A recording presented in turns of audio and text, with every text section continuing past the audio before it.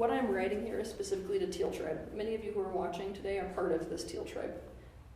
The tribe's called, we just call it the tribe now, we're tribers. It's people who basically follow my content. Some of you who are watching this don't identify yourself as a triber. Others of you identify yourself as tribers. I'm going to speak this to all of you, but I specifically wrote this to the tribe. All right, so let's just do this over. I was 15 years old. It was 2 o'clock a.m. Like usual, I had insomnia. The rest of the house was asleep. As a method of coping, I had been cutting myself for years. At this point, no one knew what to do with me. My only friend lived in another state. I was lucky to see her once a year. I was different. I had painted my walls dark blue with violent light blue splashes flung across them. I listened to Sarah McLachlan on repeat. I was so sensitive that I felt my connection to all life. I felt the cruelty of unconsciousness in the world and the damage it was doing, but I could not directly name it yet as the monster that I was up against. I dreamed of what it was like to die. By that point, I had figured out every way I could kill myself if I ever made the choice. I was living a double life. I did not relate to anyone. I had no sense of belonging. I felt like I lived my life behind a prison of glass, where I could see out and no one could see in. It was like being in my own personal hell. The sense of aloneness was so thick, it crushed its way through my bone marrow. The emptiness and absence in that feeling was like a poison. I needed to get it out of me, or I needed to get out of it. I was so alone in that silence of the house that night. I took out my pen and I wrote, because there was no other way to bleed myself free of the feelings save cutting, which I was determined to stop at that point. So I wrote about this isolated hell inside myself. This poem that I started is titled, Where is Teal?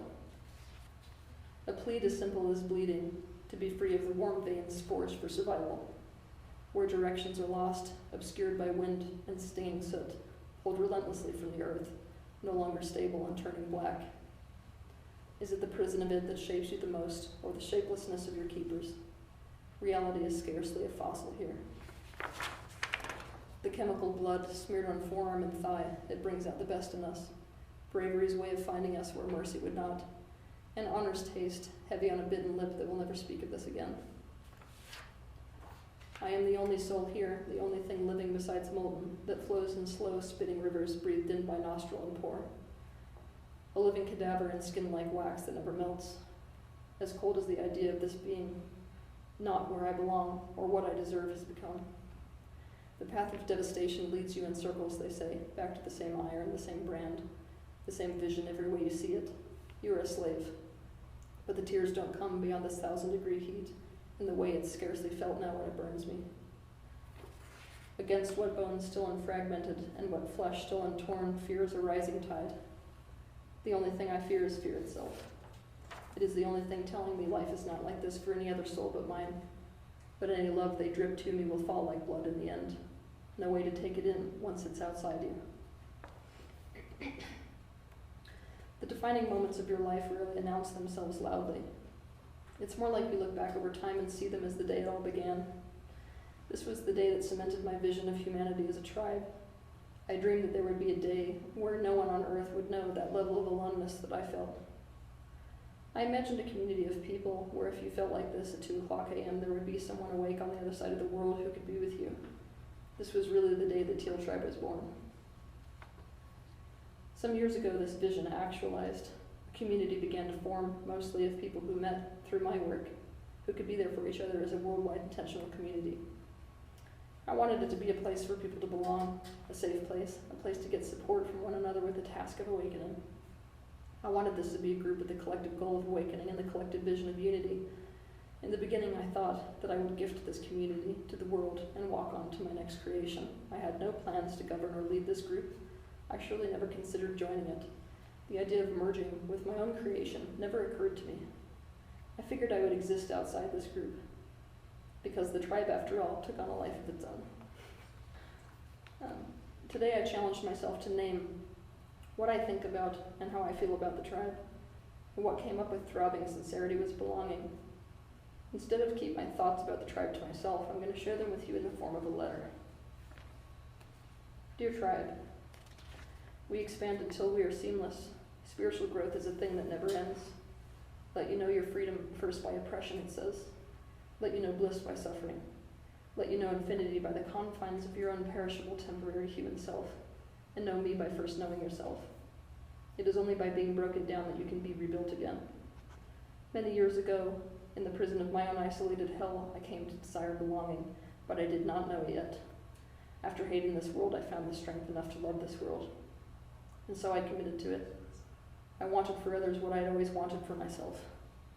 I began to talk, not knowing if anyone would listen, but you did. I offered a way of connecting with each other, not knowing if anyone would want to, but you did. My voice, like a beacon, called you forth from the woodwork, and together we formed a community, a home away from home. In the beginning, I was so used to not belonging that it never occurred to me that it would be my home too that I was building. I never considered that this tribe would be my own. Looking around me, I can see that most of us did not fit in anywhere, but sometimes the people who never fit in perfectly with each other. And just like that, we did. I often joke that this tribe is the real vision of the island of misfit toys. I can't speak for you, but I can speak for myself when I say that I have never felt such a sense of belonging anywhere. And even at 2 o'clock a.m., I know you'll be there. Scattered across the globe, we are nonetheless connected with one another. I can feel the invisible web that connects us like a giant grid across the surface of the earth. This sense of connection, belonging, and mutual purpose is something that people cannot live without. When these needs are not met, we break, we fall apart, we ache, we become numb, and we eventually hurt each other. Because of the connection we give each other, and because of the sense of belonging, I know that we will not break, we will not fall apart, or ache, or become numb, or intentionally hurt another living being. Even though it seems like I rose to this position in this life alone, what you may not remember is that long before this life you put me here. This purpose to awaken, and by doing so awaken the world, is one that we all share. We play different roles in this collective awakening, but let us never forget that without each and every one of us playing our unique role, the picture could not be complete.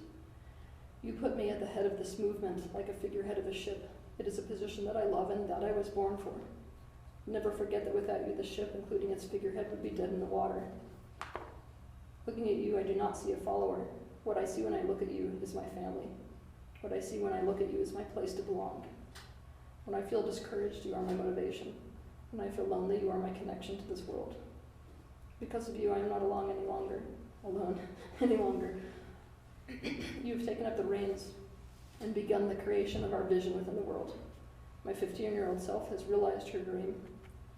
One can never pay back the actualization of a dream. It is too large a gift. And still I pray to give you over the course of my lifetime a fraction of what you have given me.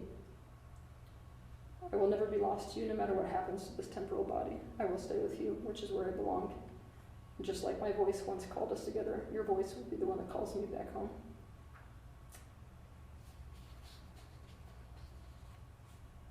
I'm emotional.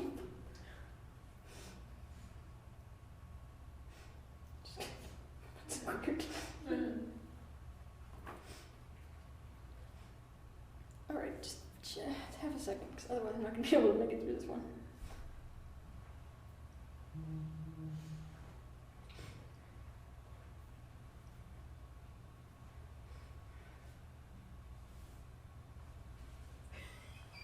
I wish everyone could see we're all crying out here. All right, let's see if I can get through this next part.